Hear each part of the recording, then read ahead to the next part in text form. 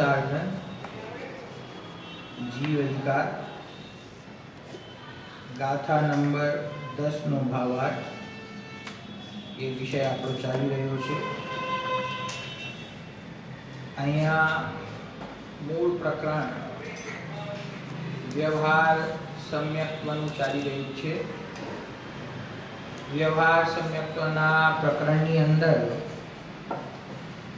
આપ્ત, આગમ અને તત્વાર્થનું શ્રદ્ધાંત તેનું નામ સમ્યક દર્શન છે એવી પરિભાષા આચાર્ય દેવે આપી. ત્યાર પછી આપ્તના સ્વરૂપની ચર્ચા કરી. પછી આપ્તના મુખમાંથી નીકળેલી જે વાણી છે, જે સમસ્ત જગતને વિષય બનાવવામાં સમર્થ છે, એવી વાણી એટલે કે આગમ એની ચર્ચા કરી. અને એ આગમમાં જે તત્વાર્થ બતાવવામાં આવ્યા છે એ તત્વાર્થોની ચર્ચા કરી. તેમાં જીવ, ઉદ્ગલ, ધર્મ, અધર્મ, આકાશ અને કાળ એમની પરિભાષાઓ અહીંયા બતાવી. પછી એમાં જે પ્રથમ જીવ છે એ જીવનું લક્ષણ શું, આ રીતે આ પ્રકરણ આગળ વધે છે. તો કે જીવનું લક્ષણ છે તે ઉપયોગ છે. જીવ ઉપયોગમય છે. અને એની ચર્ચા આવી કે ઉપયોગ એટલે શું, કે ઉપયોગ એટલે કે જ્ઞાન દર્શન. એટલે જ્ઞાનોપયોગ અને દર્શનોપયોગ એ બે પ્રકારનો છે. અને એ જ્ઞાનોપયોગ છે એ પણ પાછો બે પ્રકારનો, સ્વભાવ જ્ઞાનોપયોગ અને વિભાવ જ્ઞાનોપયોગ. આ રીતે ભેદ કર્યા, જેમની ચર્ચા આપણે કરી. ભાવાર્થ એકવાર આખું વાંચી જાઉં છું જેથી પાછું યાદ આવી જાય. પેજ નંબર 25 છે, 10મી ગાથાની ટીકાનો ભાવાર્થ. ચૈતન્ય અનુવિધાયી પરિણામ તે ઉપયોગ છે. અનુવિધાયી, ચૈતન્ય અનુવિધાયી. અનુવિધાયી એટલે અનુસરણ કરનાર, બરાબર. તો ચૈતન્યનો અનુસરણ કરનાર પરિણામ જે છે તે ઉપયોગ છે. ઉપયોગ બે પ્રકારનો છે, જ્ઞાનોપયોગ અને દર્શનોપયોગ. જ્ઞાનોપયોગના પણ બે પ્રકાર છે, સ્વભાવ જ્ઞાનોપયોગ અને વિભાવ જ્ઞાન. સ્વભાવ જ્ઞાનોપયોગ પણ બે પ્રકારનો છે, કાર્ય સ્વભાવ જ્ઞાનોપયોગ અર્થાત કેવળ જ્ઞાનોપયોગ, અને કારણ સ્વભાવ જ્ઞાનોપયોગ અર્થાત સહજ જ્ઞાનોપયોગ. જે પરમ પારિણામિક ભાવ છે તે કારણ સ્વભાવ છે, અને જે પૂર્ણપણે પ્રગટ થયું એ કેવળ જ્ઞાન સ્વભાવ છે, એ કાર્ય સ્વભાવ છે, બરાબર. પછી વિભાવ જ્ઞાનોપયોગ પણ બે પ્રકારનો છે, સમ્યક વિભાવ જ્ઞાનોપયોગ અને મિથ્યા વિભાવ જ્ઞાનોપયોગ. અર્થાત કેવળ મિથ્યા વિભાવ જ્ઞાનોપયોગ એટલે માત્ર વિભાવ જ્ઞાનોપયોગ. સમજી ગયા?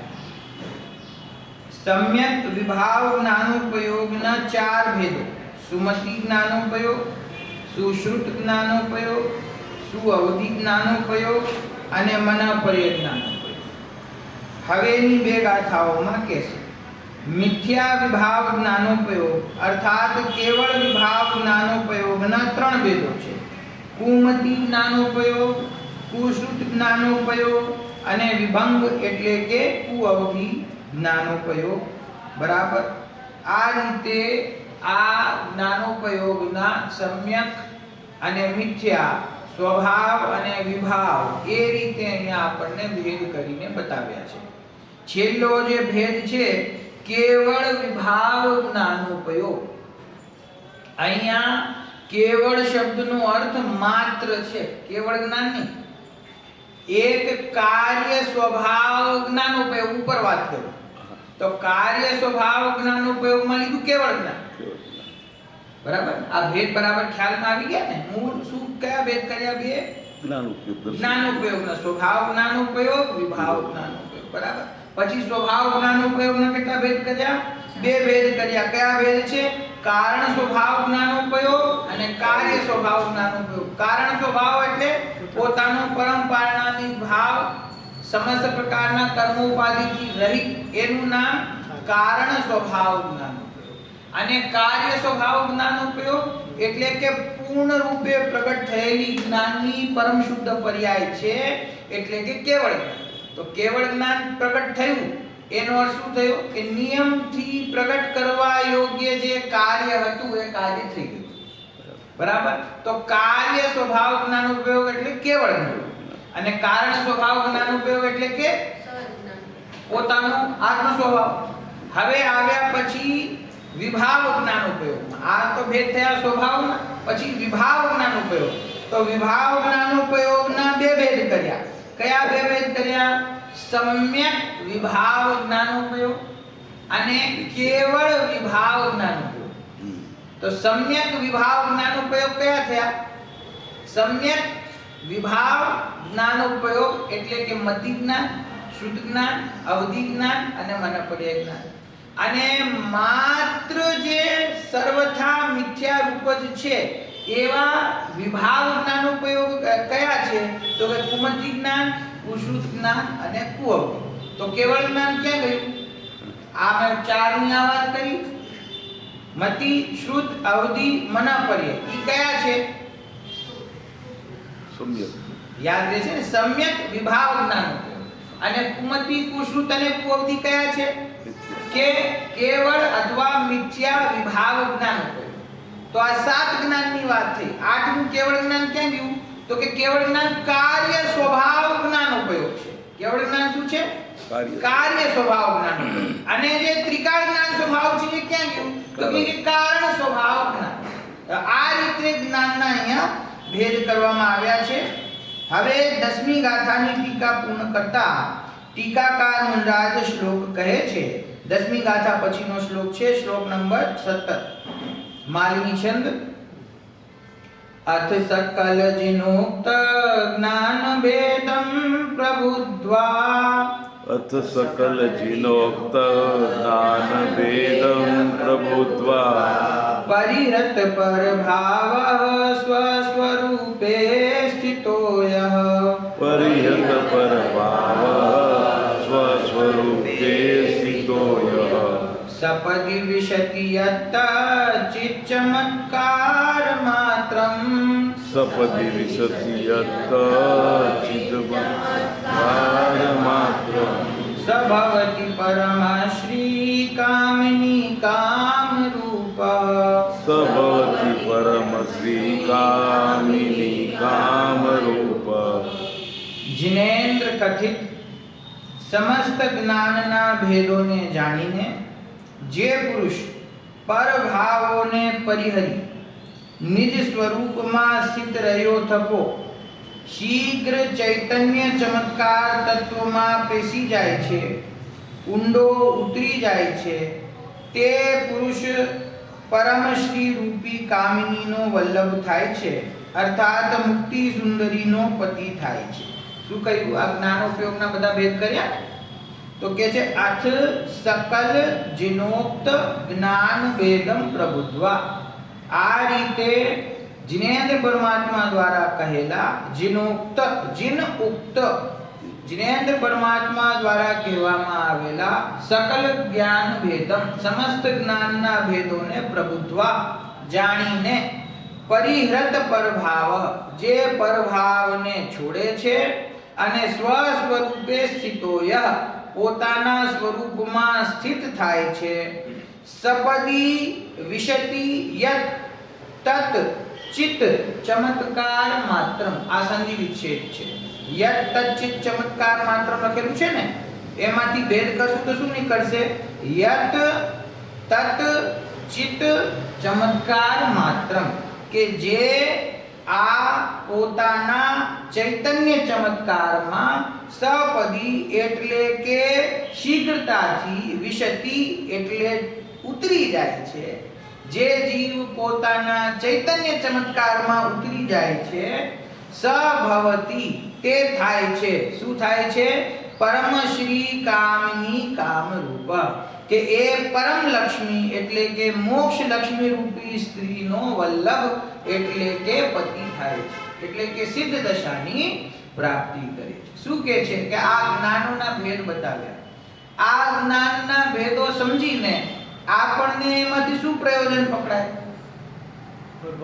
તો કહે છે કે આ 8 પ્રકારના જ્ઞાનના ભેદ કર્યા, એમાંથી પોતાના સુખરૂપ પ્રયોજનની સિદ્ધિ કોનાથી થાય છે? તો કે કારણ સ્વભાવ જ્ઞાનોપયોગ. જે પરમ પારણામિક ભાવે સ્થિત છે, જે કર્મોપાધિથી ભિન્ન છે, એવો જે પોતાનો કારણ જ્ઞાન સ્વભાવ છે, એનો આશ્રય કરતા કેવળ જ્ઞાન રૂપી કાર્ય સ્વભાવ પ્રગટ થાય છે. મતિ જ્ઞાન, શુદ્ધ જ્ઞાન, અવધિ જ્ઞાન, મનોપર્યય જ્ઞાન એ તો મધ્યની અવસ્થાઓ છે. સમસ્ત સંસારી જીવોને મતિ શુદ્ધ જ્ઞાન તો પ્રગટ છે. અવધિ જ્ઞાન આદિ સાધક દશામાં આગળ વધતા પ્રગટ થાય છે. અવધિ જ્ઞાન તો કદાચિત મિથ્યા દૃષ્ટિ જીવને પણ હોઈ શકે, અને મનોપર્યય જ્ઞાન છે તે સાધક જીવને નગ્ન દિગંબર ભાવલિંગી તદ્ભવ મોક્ષગામી મુનિરાજ હોય એમને થાય છે. પરંતુ આ ચાર જ્ઞાન એટલે મતિ જ્ઞાન, શુદ્ધ જ્ઞાન, અવધિ જ્ઞાન અને મનોપર્યય જ્ઞાન એ આપણા પ્રગટ કરવા યોગ્ય લક્ષ્ય રૂપ નથી. લક્ષ્ય શું છે કે પ્રગટ કરવા યોગ્ય લક્ષ્ય છે મોક્ષ રૂપી કામી સિદ્ધ દશા. અને એ સિદ્ધ દશાને પ્રગટ કરવાનું કારણ કોણ છે? પોતાનો કારણ સ્વભાવ, પોતાનું જ્ઞાનોપયોગ, સ્વભાવ જ્ઞાનોપયોગ છે, જે કારણ રૂપે વિદ્યમાન છે, જેમાં કોઈ પણ કર્મની સાપેક્ષતા નથી, જેમાં કર્મની ઉદય, ઉપશમ, ક્ષય, ક્ષયોપશમ એ ચારેયની જ્યાં જરૂર નથી, એવો મારો સ્વભાવ પરિપૂર્ણ છે. આપણને શું થાય દાદા, અભ્યાસ કરતા હોય ત્યારે શું લાગે કે અમારો તો ક્ષયોપશમ ઓછો છે, અથવા અમે વૃદ્ધ થઈ ગયા તો હવે અમને યાદ નથી રહેતું. તો આપણને એમ દીનતાનો ભાવ આવે કે આટલું સમજાવે છે પણ અમને સમજ નથી પડતી, ઓછું સમજ પડે છે, ઓછું સમજાય છે. આજે કઈ ઓછું સમજાઈ રહ્યું છે ને એ ક્ષયોપશમ જ્ઞાન છે. એ જ્ઞાનાવાણી કર્મનું જે ક્ષયોપશમ છે એ કર્મના ક્ષયોપશમ સાપેક્ષ જ્ઞાનની પ્રગટ પર્યાય છે. વર્તમાનમાં જેટલી જાણવાની આપણી શક્તિ છે, યાદ રાખવાની શક્તિ છે, સમજવાની શક્તિ છે, એ બધી શું છે કે એ કર્મ સાપેક્ષ વર્તમાનમાં પ્રગટ જ્ઞાનની પરાધીન પર્યાય છે. એટલે એનું નામ શું છે? એનું નામ શું છે? સમ્યક વિભાવ જ્ઞાનોપયોગ. શું છે? સમ્યક વિભાવ જ્ઞાનોપયોગ અથવા મિથ્યા વિભાવ જ્ઞાનોપયોગ. પરંતુ આપણે જેનો આશ્રય કરવાનો છે એ કયું જ્ઞાન છે? તો એ કહે છે કે એ કારણ સ્વભાવ જ્ઞાનોપયોગ. મારો ત્રિકાળ જ્ઞાન સ્વભાવ છે, એની અંદર ઓછી સમજ નથી, ઈ જ્ઞાનને ઓછું નથી સમજાતું, એમાં ક્ષયોપશમ છે જ નહીં, બરાબર, ઈ ઓછું પકડતું જ નથી. એની શક્તિ કેવી છે, એનો સ્વભાવ કેવો છે કે આ સમસ્ત લોકાલોકને જેમ કમળની અંદર ભ્રમર સમાઈ જાય છે એમ સમસ્ત લોક તથા અલોક બે શબ્દ આવ્યા. બરાબર, લોકાકાશ અને એનાથી અનંત ગણું મોટું અલોકાકાશ એ મારા જ્ઞાનમાં જણાય એવો મારા જ્ઞાનનો સ્વભાવ છે. એટલે સ્વયંને કોઈ દિવસ દીન ન સમજવું કે મને ઓછું સમજાય છે એમ ન સમજવું. હું તો જ્ઞાન સ્વભાવી આત્મા છું, અને એ જ્ઞાન છે એ પરિપૂર્ણ જ્ઞાન છે. એ જ્ઞાન છે એ ત્રિકાળ જ્ઞાન છે. એ જ્ઞાન છે એ નિરપેક્ષ જ્ઞાન છે. એ જ્ઞાન છે કારણ સ્વભાવ જ્ઞાન છે. તો એ કારણ સ્વભાવ જ્ઞાન છે, એને આ જ્ઞાનાવર્ણીય કર્મના ક્ષયોપશમની સાપેક્ષતા છે જ નહીં. અને કોઈ વ્યક્તિ પોતાનું જ્ઞાન વધારે પ્રખર હોય, ક્ષયોપશમ વધારે હોય, યાદ રહી જતું હોય, ન્યાય સમજાઈ જતા હોય, અને એના કારણે એમ માને કે જો મને તો કેટલું જ્ઞાન છે, મને કેટલું સમજાય છે, તો તને જે સમજાઈ રહ્યું છે ને એ પણ જ્ઞાનનો ક્ષયોપશમ છે. બરાબર, એ કર્મ સાપેક્ષ દશા છે. એ ઓછું સમજાય છે અથવા વધારે સમજાય છે, એ બંને દશા જીવની સ્વાભાવિક દશા નથી. ખ્યાલમાં આવ્યા? વર્તમાનમાં પોતાનો ક્ષયોપશમ વધારે પ્રગટ હોય તો એમાં કઈ હર્ષ માનવા જેવું નથી, અને ઓછું સમજાતું હોય તો એમાં કોઈ દુઃખ માનવા જેવું નથી. વિષય પકડવો કે હું ત્રિકાળ જ્ઞાન સ્વભાવી છું, અને એ ત્રિકાળ જ્ઞાન સ્વભાવમાં કોઈ અધુરાશ છે નહીં. તેથી હું કોઈ પણ અન્ય જીવ કરતા નાનો પણ નથી અને મોટો પણ નથી. વર્તમાન જ્ઞાનની દશા કોઈકની થોડી હીણી, કોઈકની થોડી અધિક હોઈ શકે, પણ એનાથી કઈ જીવનો સ્વભાવ ફરી જતો નથી. વધુ સમજાય તો વેગ થોડોક વધારે ઉપડે ને? ના, વધુ સમજાવવાથી વેગ ઉપડતો નથી. આ મોક્ષ માર્ગ છે ને, આ મોક્ષ માર્ગ પોતાના આત્મ સ્વભાવની રુચિથી એમાં વેગ આવે. એમાં જ્ઞાનના ક્ષયોક્ષમથી વેગ આવતો નથી. જ્ઞાનના ક્ષયોક્ષમથી વેગ આવતો હોય તો જેટલા વિદ્વાન થઈ બધા તો સર્વપ્રથમ સમ્યક દ્રષ્ટિ હોવા જોઈએ ને. સર્વપ્રથમ બધા જ્ઞાની હોવા જોઈએ. એનો ક્ષયોક્ષમ વધારે છે. કોઈનું તો ઘણું વધારે હોય છે. કેટલું સેંકડો હજારો શ્લોકો એમને યાદ હોય. સમજી ગયા? અમે એવા જોયા છે. અમારા ત્યાં તો એક કંઠપાઠની એક પ્રતિયોગિતા હોય છે વિદ્યાર્થીઓને. વિદ્યાર્થી કાળમાં એ લોકો શીખે, યાદ રાખે. જીનવાણી આખી યાદ કરવાની, કંઠસ્થ રાખવાની. બરાબર? નાના વિદ્યાર્થીઓ આખા ગ્રંથ મોઢે કરી.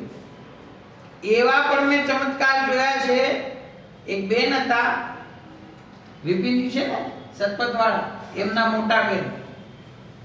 અમે વિદ્યાર્થી હતા ત્યારે અમે જોયું છે 5 પરમાગમ એની પ્રાકૃત ગાથા અને એની સંસ્કૃતમાં લખેલી ટીકાઓ આખે 5 પરમાગમની ટીકા મોઢે, અને એ પણ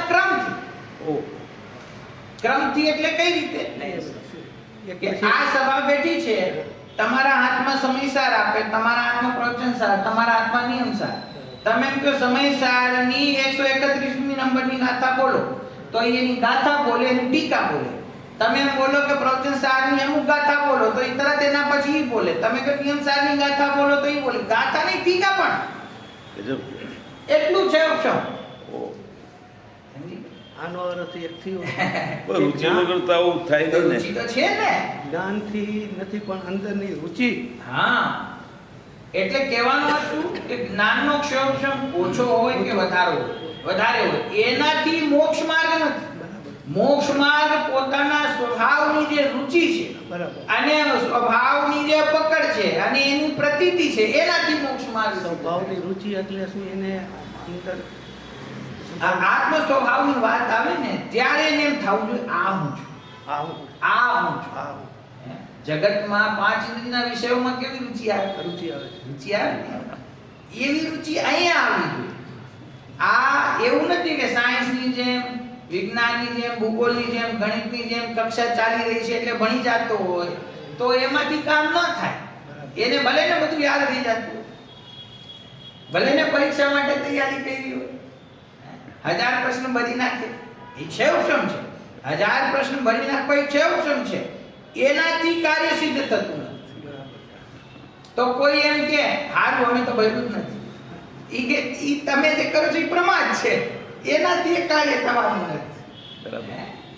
આ તો અભ્યાસ એના માટે હોય, શાસ્ત્રને યાદ રાખવાનું, ગાથા યાદ રાખવી, એની ટીકાઓ યાદ રાખવી, સમજવી, એનો અર્થ ખ્યાલમાં લેવો. એનાથી આગળ પોતાના અંતરંગમાં ઉતરવા માટેનો માર્ગ સરળ બને છે. એટલા માટે છે. એટલે કોઈ કે આ ક્ષયોક્ષમથી કાંઈ થતું નથી એટલે અમારે કાંઈ વાંચવું જ નથી અને અમારે કાંઈ યાદ રાખવું જ નથી, તો પછી કે શું કરશો તમે? આને નહીં વાંચો તો શું વાંચશો? છાપા વાંચો ઘરે બેસી. આને યાદ નહીં રાખો તો બીજું કઈ યાદ રાખશો? વેપાર ધંધો યાદ રાખશો? કયા કોની પાર્ટી પાસેથી કેટલા પૈસા લેવાના, કેટલા દેવાના, એ બધું યાદ રાખશો. તો એ તો આ તો મોક્ષનો માર્ગ છે ને. સ્વાધ્યાય છે એ તો મોક્ષ માર્ગનું કારણ છે, સહચારી નિમિત્ત છે ને. તો જ અહીંયા આપ્ત અને આગમના શ્રદ્ધાનને મોક્ષ માર્ગ કહ્યો ને વ્યવહારથી. એ સહચારી છે. બાકી બધું જગતનું જે યાદ રાખીએ એ તો સહચારી પણ નથી. બરાબર? એ સહચારી પણ નથી. એને તો વ્યવહારથી પણ મોક્ષ માર્ગ ના કહી શકાય ને. એ તો સંસાર માર્ગ છે. બરાબર? તો આ બરાબર બેલેન્સનો માર્ગ છે. આમાં આડાવડા થઈ જાય ને તો મોક્ષ માર્ગમાં આગળ ન વધી શકે. અહીંયા તો આ કળશની અંદર આચાર્ય શું કહે છે जिनेन्द्र परमात्मा द्वारा कहेला આ જે જ્ઞાનના ભેદો અમે બતાવ્યા એ જ્ઞાનના ભેદોને જાણીને જે જીવ પોતાના ચૈતન્ય ચમત્કારમાં ઊંડો ઉતરી જાય છે તેને મોક્ષ પ્રાપ્ત થાય છે. ઊંડો ઉતરી જાય છે એટલે શું? કે આ ભેદોને જાણીને એને શું ખ્યાલમાં આવ્યું કે આમાં જે કારણ સ્વભાવ જ્ઞાનોપયોગ છે તે જ આશ્રય કરવા યોગ્ય છે અને તે જ હું છું અને એ કારણનો આશ્રય કરતા કાર્ય પ્રગટ થાય છે. બરાબર? તો કારણ સ્વભાવમાં જે ઉતરી જાય એને કાર્ય સ્વભાવ પ્રગટ થાય છે. બાકી ભેદ પ્રભેદમાં અટકી રહે એને કાર્ય સ્વભાવ પ્રગટ થતો નથી. બરાબર? જો આ 11મી ગાથા હવે આવે છે.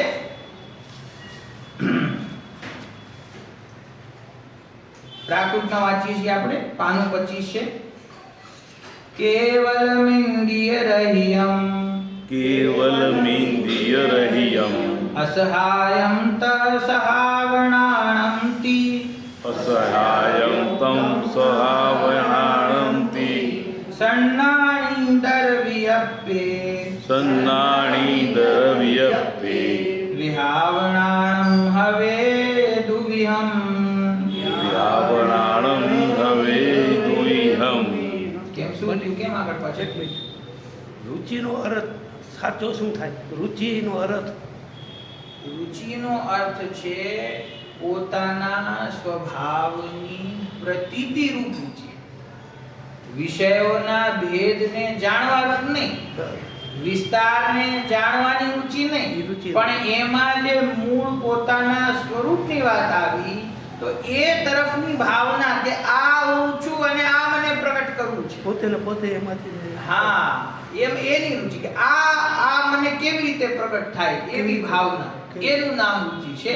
હા, ક્ષૌક્ષમ જ્ઞાન તો પોતાના સ્વભાવની રુચિનું ફળ છે. તો જે જીવને સ્વભાવમાં ઊંડો ઉતરે ને જે જીવ, તો એને સહજ એવું બને છે, એના જ્ઞાનનો ક્ષૌક્ષમ એવો થાય છે કે એને વિષયોને યાદ રાખવા, સમજવા બધું સહેલું થઈ જાય છે. પણ પહેલા રુચિ જોઈએ. રુચિ થાય, તત્વનું યથાર્થ સિદ્ધાંત થાય તો બાકીના 5 સમવાયો છે એને એની મેળે મળી જાય છે. અક્ષર પ્રકાશકમાં છે ને આપણે પુરુષાર્થ કરે તો બાકીના 4 સમવાય પોતાની મેળે સ્વયં મળી જાય છે. એમાં કઈ પુરુષાર્થ ચાલતો નથી. પુરુષાર્થ ખાલી તત્વના યથાર્થ સિદ્ધાંતમાં ચાલે છે. એની જ રુચિ આપણે કરી. પૂજ્ય બેનશ્રી કહે છે ને ખટક રહેવી જોઈએ એની કાયમ. હા, ખટક રહેવી જોઈએ એટલે શું કે 5 ઇન્દ્રિયના વિષયોમાં, સંસારના વિષયોમાં એવો અટવાઈ જાય કે પોતાના સ્વભાવને ભૂલી જાય. એ ન થવું. પોતાનો સ્વભાવ, એનો મહિમા એ ઉર્ધ્વ રહેવો જોઈએ, એ સ્મરણમાં રહેવું જોઈએ અને પ્રાપ્તિ એની હજી મને થઈ નથી એની ખટક રહેવી જોઈએ. તો જ એ આગળ એ તરફ વધી શકે. બહારના વિષયોમાં એને દુઃખ લાગવું જોઈએ. સોગાનીજીના બોલ વાંચો તો આપણને અઘરું લાગે. એ તો એમ કે હું શાસ્ત્ર વાંચું છું તો એમાં મને વિસ્તાર લાગે છે. એ તો એમ કહે છે કે એવો ભાવ અંદરથી આવે છે કે જ્યારે કેવળ જ્ઞાન થશે ત્યારે આ બધા શાસ્ત્રો તો સ્વયં જણાય જ જશે જ્ઞાનમાં. તેથી વર્તમાનમાં એને જાણવાનો વિકલ્પ પણ નથી થતો. એટલી એને પોતાના સ્વભાવની ઊંડી દ્રઢતા. પણ આ વ્યક્તિગત છે, પ્રત્યેક વ્યક્તિની છે. આપણી રુચિ અને આપણી પકડ એટલી ન હોય, એટલું જોર ન હોય તો શાસ્ત્રના અભ્યાસ પૂર્વક પ્રયાસ કરો અને વધારે પકડ હોય તો પ્રયાસ કરવો, કોઈ ના નથી માર્ગ. બરાબર? જો ગુજરાતી અનુવાદ ગાતાનું અસહાય ઇન્દ્રિયહીન કેવળ તે સ્વાભાવિક જ્ઞાન છે. સુજ્ઞાનને અજ્ઞાનને વિભાવ જ્ઞાન દ્વિવિધ છે. અન્વયાર્થ: જે જ્ઞાન કેવળ ઇન્દ્રિય રહિત અને અસહાય છે તે સ્વભાવ જ્ઞાન છે. સમ્યક જ્ઞાન અને મિથ્યા જ્ઞાન રૂપ ભેદ પાડવામાં આવતા વિભાવ જ્ઞાન 2 પ્રકારનું છે. શું કહ્યું? ફરી જે જ્ઞાન કેવળ ઇન્દ્રિય રહિત અને અસહાય છે તે સ્વભાવ જ્ઞાન છે. અને સમ્યક જ્ઞાન અને મિથ્યા જ્ઞાન રૂપ ભેદ પાડવામાં આવતા વિભાવ જ્ઞાન બે પ્રકારનું છે. આ 11મી ગાથા છે. પછી 12મી ગાથા પણ સાથે સાથે આપી છે, જોડી છે ગાથા. 11મી ગાથા અને 12મી ગાથા ટીકા બેની એક સાથે છે, એટલે 12મી ગાથા પણ આપણે વાંચીએ પછી અર્થ કરીએ. સન્નાણં ચૌભેયં સન્નાણં ચૌભેયં મધિસુદોહિતહેવ મણપજ્જં મધિસુદોહિતહેવ મણપજ્જં. કેમ આગળ પાછળ થઈ જાય છે? સન્નાણં ચૌભેયં મધિસુદોહિતહેવ મણપજ્જં મણપજ્જં. અન્નાણં દિવ્યપં મદિયાઈ ભેદદો ચેવ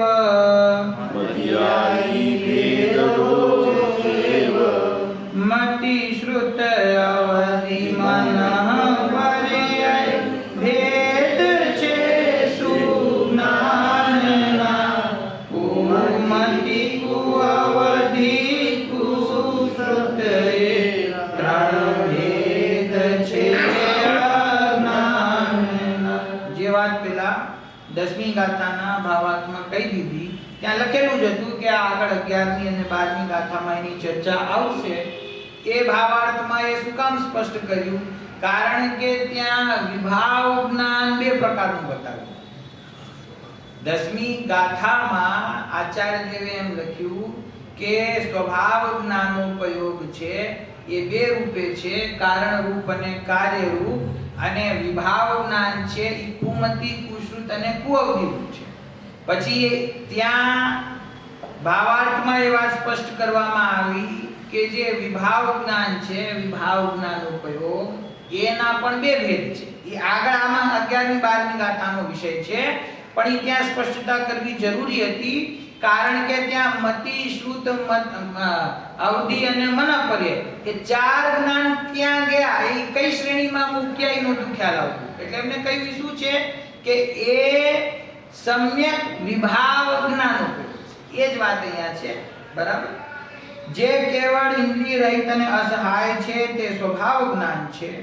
સમ્યક જ્ઞાન અને મિથ્યા જ્ઞાન ભેદ પાડવામાં આવતા વિભાવ જ્ઞાન બે પ્રકારનું છે. સમ્યક જ્ઞાન ચાર ભેદ વાળું છે. બે ભેદ પાડ્યા ને, સમ્યક જ્ઞાન અને મિથ્યા જ્ઞાન. એમાંથી સમ્યક જ્ઞાન ચાર ભેદ વાળું છે: મતિ, શ્રુત, અવધિ તથા મનપર્યય. અને અજ્ઞાન એટલે કે મિથ્યા જ્ઞાન મતિ આદિના ભેદથી ત્રણ ભેદ વાળું છે. એટલે મતિ, શ્રુત અને અવધિ, પણ કેવા? મિથ્યા. એટલે કુમતિ, કુશ્રુત અને કુઅવધિ એમ ત્રણ ભેદ વાળું છે. ટીકા: અહીંયા ગાથાઓમાં જ્ઞાનના ભેદ કહ્યા છે. બરાબર? જે ઉપાધિ વિનાના સ્વરૂપ વાળું હોવાથી કેવળ છે. કેવળમાં જુઓ 1 નંબર લખ્યો છે, એનો ફૂટનોટમાં અર્થ જુઓ. કેવળ એટલે કે એકલું, નિર્ભેળ, શુદ્ધ, જેમાં કોઈ ભેળસેળ નથી, જેમાં કોઈ અન્ય દ્રવ્યની સાપેક્ષતા નથી. બરાબર? તો અહીં ઉપાધિ વિનાનું સ્વરૂપ વાળું હોવાથી કેવળ છે. કોણ? જ્ઞાનની વાત કરે છે. જે જ્ઞાન જેમાં કોઈ પણ પ્રકારની ઉપાધિ નથી, તેથી જે કેવળ છે.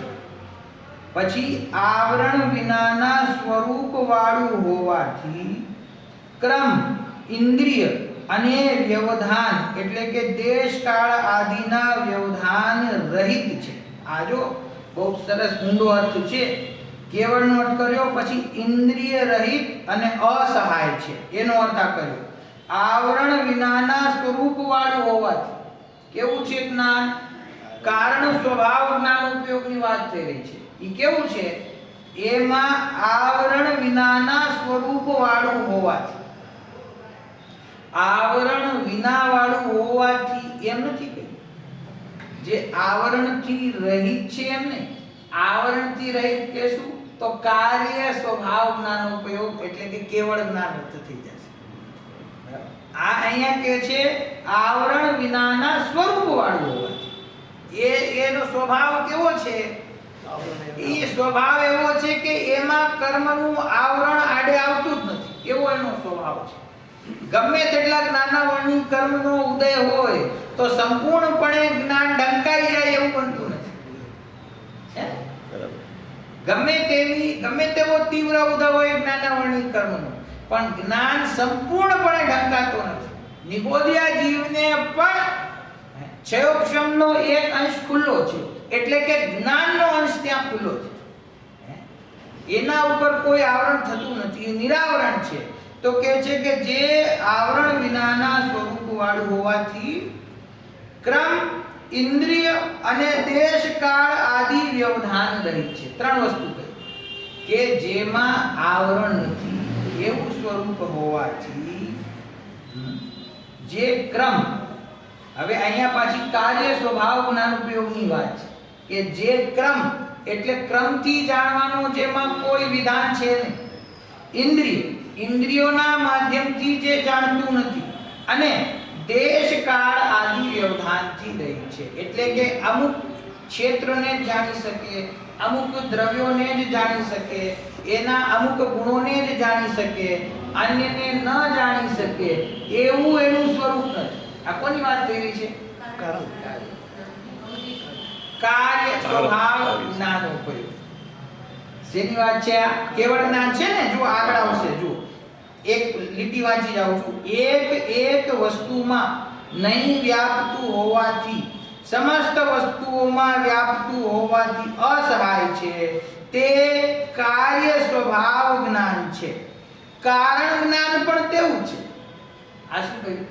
જે અહીંયા ઉપમાઓ આપી છે, જે સ્વરૂપ બતાવ્યું છે, એ સ્વરૂપ કે છે કે કાર્ય રૂપે પરિણમિત થયું માટે કાર્ય જ્ઞાન સ્વભાવ, પણ આત્માનો કારણ જ્ઞાનનો ઉપયોગ કેવો છે? એ પણ એવો જ છે. અહીંયા જો પહેલો શબ્દ હું ફરીથી વાંચું, કેવળ.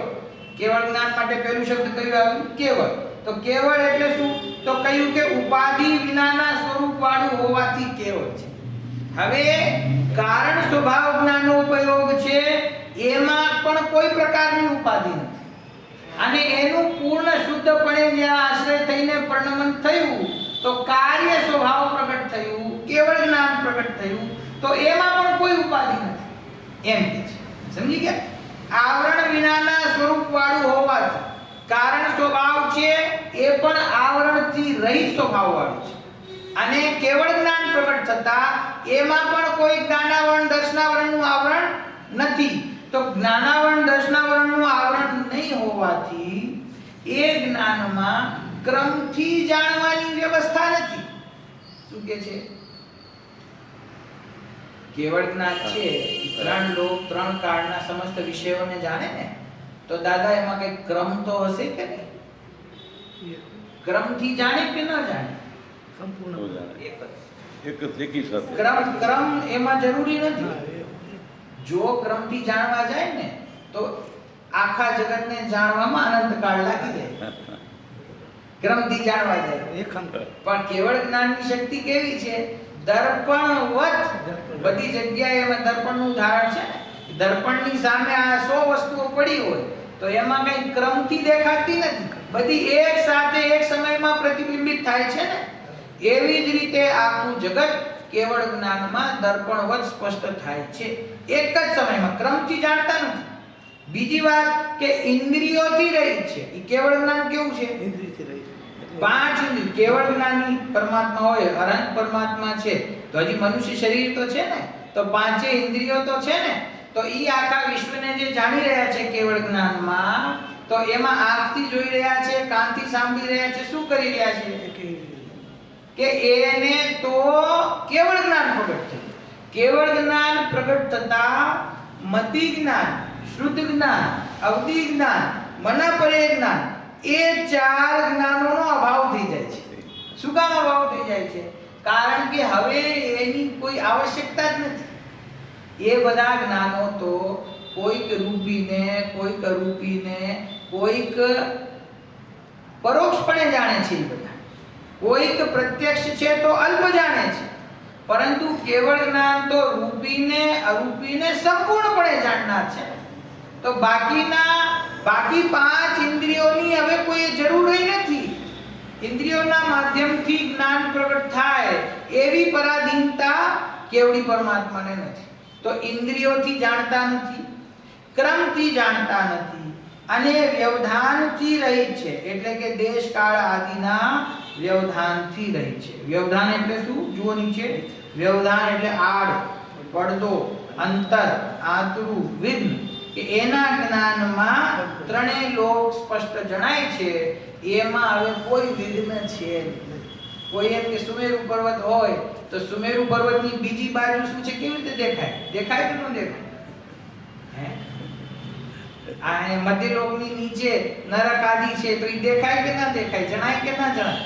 તો કે જગતમાં હવે કોઈ પણ વસ્તુ એવી નથી જે એમના કેવળ જ્ઞાનમાં વ્યવધાન ઉત્પન્ન કરી શકે. બરાબર. હવે કોઈ વ્યવધાન એમાં છે નહીં કે સાહેબ અહીંયા મધ્યલોકના અહીંયા વિરાજમાન છે ભરત ક્ષેત્રમાં તીર્થંકર પરમાત્મા, તો એને વિદેહ ક્ષેત્ર જણાય કે ન જણાય? તો દૂર છે ને ઘણું, તો એ એટલું દૂરનું એને જણાય કે ન જણાય? કે કેવળ જ્ઞાનમાં અલોકાકાશ યા જણાય છે, બરાબર. તો પછી વિદેહ ક્ષેત્રની શું ગણતરી છે? ત્રણેય લોક, સ્વર્ગાદિક પણ, નરકાદિક પણ, નિગોદાદિ પણ, અને લોકાકાશની બહારનું જે અલોકાકાશ એનું જે સ્વરૂપ છે એ રીતે, પણ એ અનંત અલોકાકાશ કેવડી પરમાત્માના જ્ઞાનમાં અનંતપણે જણાઈ રહ્યું છે. બરાબર. તો એ જે કાર્ય સ્વભાવ જ્ઞાન છે એ આવરણ વિનાના સ્વરૂપ વાળું હોવાથી ક્રમ, ઇન્દ્રિય અને વ્યવધાનથી રહિત છે. પછી એક વસ્તુમાં નહીં વ્યાપતું હોવાથી, એટલે કે સમસ્ત વસ્તુઓમાં વ્યાપતું હોવાથી અસહાય છે. એમાં ક્રમ ન પડે. હે? એમાં ક્રમ ન પડે. એક વસ્તુ. હા, એક વસ્તુને જાણવા જાય, એકને જ્યારે જાણે ત્યારે અન્યને ના જાણી શકે એવું કેવળ જ્ઞાનનો સ્વભાવ નથી. તેથી તે કેવું છે? અસહાય. જો મેં ઓલા દિવસે બતાવી હતી ને તમને ભાષા અસહાય, અહીંયા શું કહે છે કેવળ જ્ઞાનને? અસહાય. અસહાય એટલે કે જેને કોઈ સહાયતા કરનાર નથી, એમ એવો અર્થ નથી. જેને કોઈની સહાયની જરૂર નથી એવો અસહાય. પરિપૂર્ણ છે ને? બરાબર. જેને કોઈની સહાયતાની જરૂર નથી. કેમ? ત્રણેય લોકાલોકને, ત્રણેય કાળને, સમસ્ત દ્રવ્યોને સ્વયં પોતાના સ્વભાવથી એક સમયમાં દર્પણવત જાણવાની શક્તિ જેને પ્રગટ થઈ છે, હવે એને બીજા કોની સહાયતાની જરૂર છે? કોણ એને સહાયતા કરશે? એ કોઈ સહાયતાની જરૂર જ નથી. કેમ? એક વિષયમાં વ્યાપતું નથી, સર્વ વિષયોમાં એક સાથે વ્યાપ્ત થાય છે. હવે આજે તમે સર્વ કૃપાળુદેવનું આત્મસિદ્ધિમાં આવે કે સર્વ અવસ્થા ને વિશે ન્યારો સદા જણાય, પ્રગટ રૂપ ચૈતન્યમય એ ધાણ સદાય. તો અહીંયા આપણે એ ભાવ અહીંયા નથી. એમાં શું કહે છે?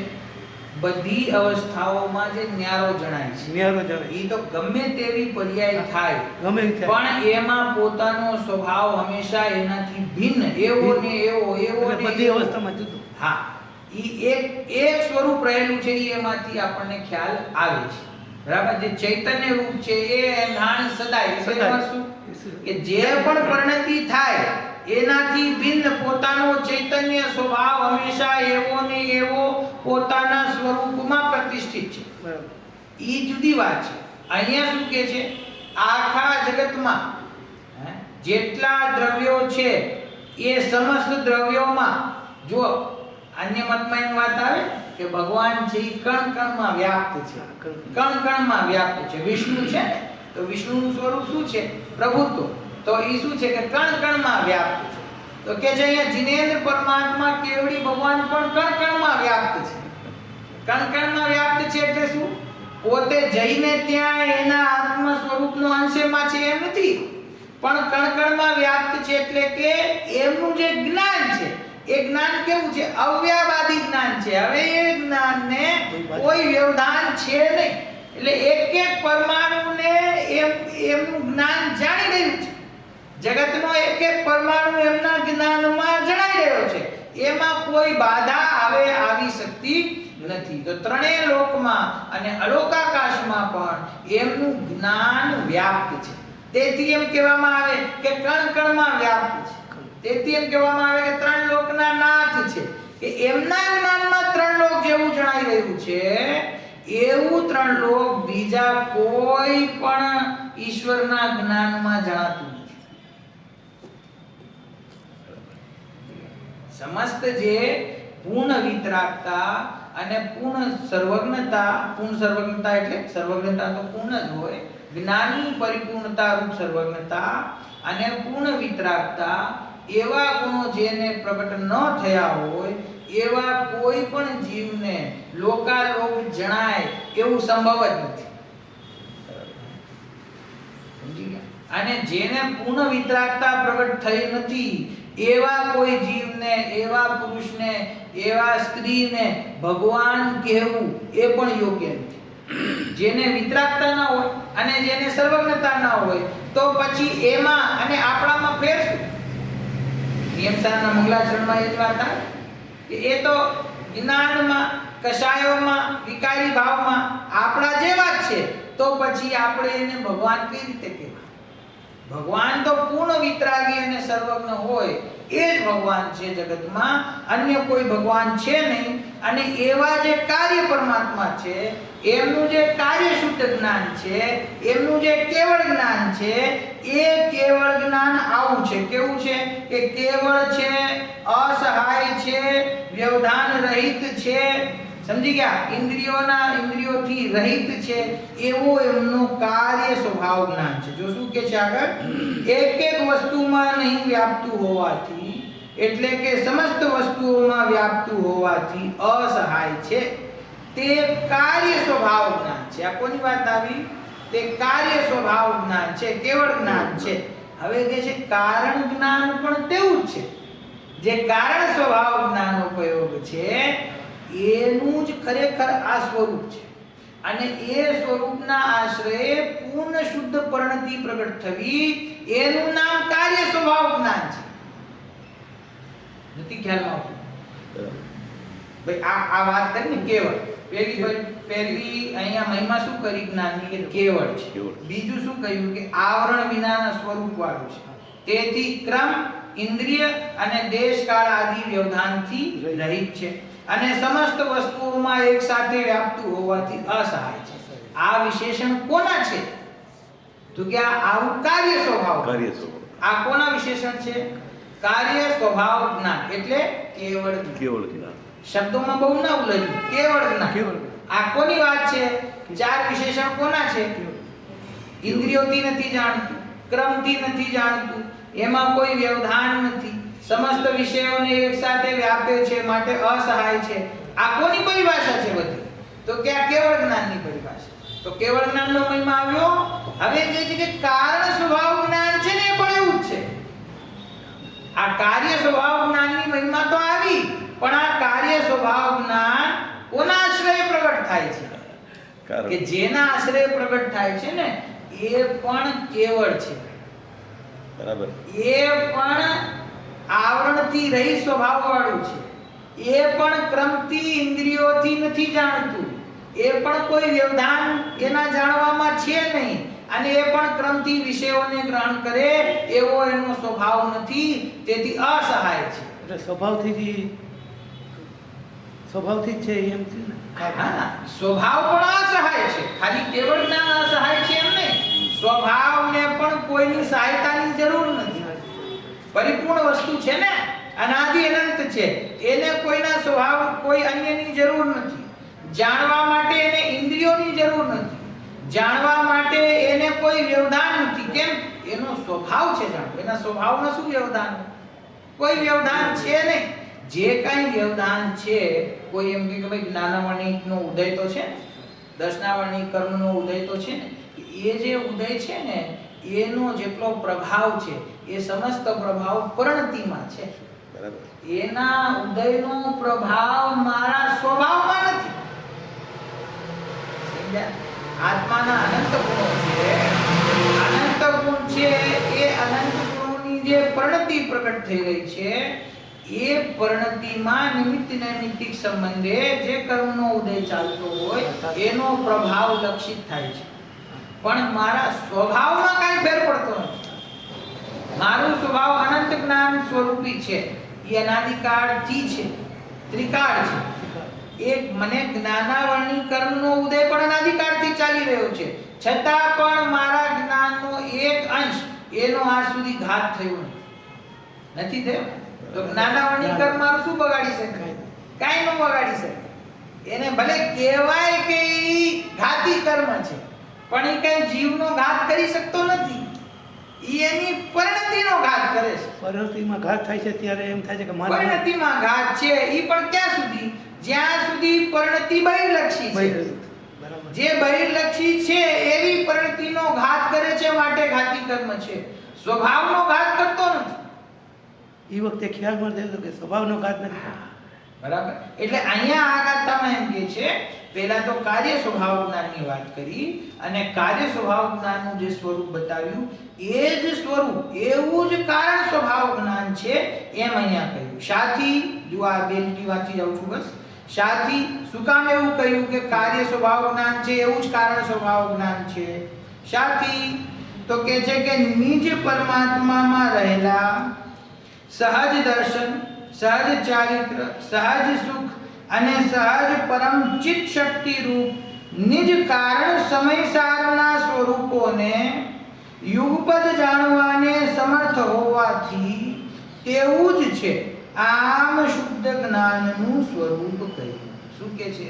એ જે કારણ સ્વભાવ જ્ઞાન છે ને, એ કારણ સ્વભાવ જ્ઞાન પોતાના આત્મ સ્વભાવમાં રહેલા જે સહજ દર્શન, સહજ ચારિત્ર, સહજ સુખ અને સહજ પરમ ચિત્ત શક્તિ રૂપ નિજ કારણ, જો આ નિયમ સારાંશમાં સમય સારા, નિજ કારણ સમય સારના સ્વરૂપોને યુગપદ જાણવાને સમર્થ હોવાથી તેવું જ છે એ પોતાના અનંત ગુણોને સ્વયં એક જ્ઞાન જાણનાર છે.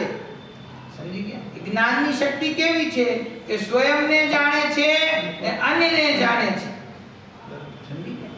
એ હજી સ્વપર પ્રકાશકનો વિષય, એમાંથી સ્વપ્રકાશકનો વિષય એ હજી આગળ આવશે. હજી વાર છે ને. આ તો હજી ગ્રંથનો પ્રારંભ થયો છે. અહીંયા હજી વ્યવહાર સમ્યક્તોની વાત ચાલી રહી છે. પ્રમાણથી જ્ઞાનાદિનું સ્વરૂપ સમજાવી રહ્યા છે. તો ક્રમથી પ્રકરણ આવશે. અત્યારે અહીંયા શું સમજાવે છે કે આ જે કાર્ય જ્ઞાન સ્વભાવનો મહિમા આવે, કેવળ જ્ઞાન સ્વભાવનો મહિમા આવે તો એટલું સ્મરણમાં રાખવું કે કારણ સ્વભાવ જ્ઞાન એટલે મારું ત્રિકાળ સ્વભાવ પણ એવું જ છે. જેવો મહિમા કેવળ જ્ઞાન સ્વભાવનો છે ને, એનાથી વધારે મહિમા કારણ સ્વભાવ જ્ઞાનનો હોવો જોઈએ, કારણ કે એના આશ્રયથી કાર્ય સ્વભાવ જ્ઞાન પ્રગટ થાય છે. ચાલો, સમય થઈ ગયો છે. વિશેષ ચર્ચા આપણે